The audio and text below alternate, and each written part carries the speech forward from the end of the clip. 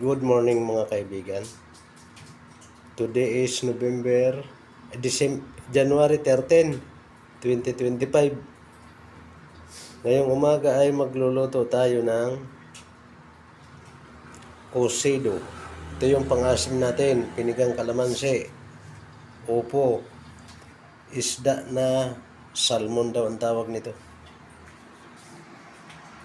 At ito yung tubig na pinapakulo natin. Sibuyas, kamatis, sili. Ang lulutuin natin ay mga kaibigan, kumukulo na yung tubig na pinapakulo ko. Ilalagay na natin yung isda. Ito na.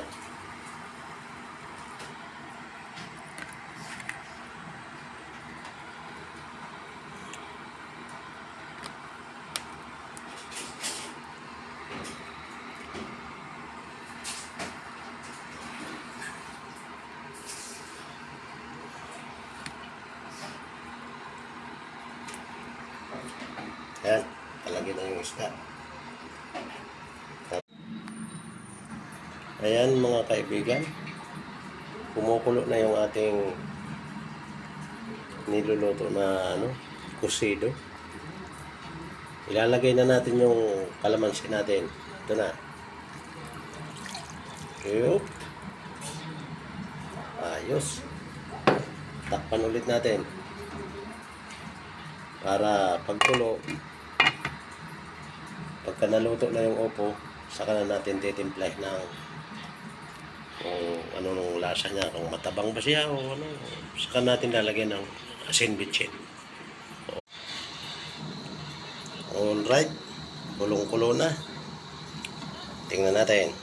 Yun, kulong-kulo na siya. Lagyan natin ng konting bitchin.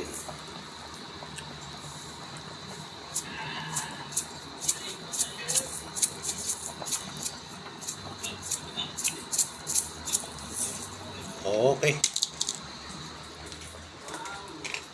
Tikman natin kung ano nang lasa. Titimplahin na natin. Mga kaibigan, ayan na. Luto na yung ating cocido. Cocido ha, hindi tuxedo. Cocido. Okay. Sarap na naman ito ng kainan. Walang kolesterol. Alright.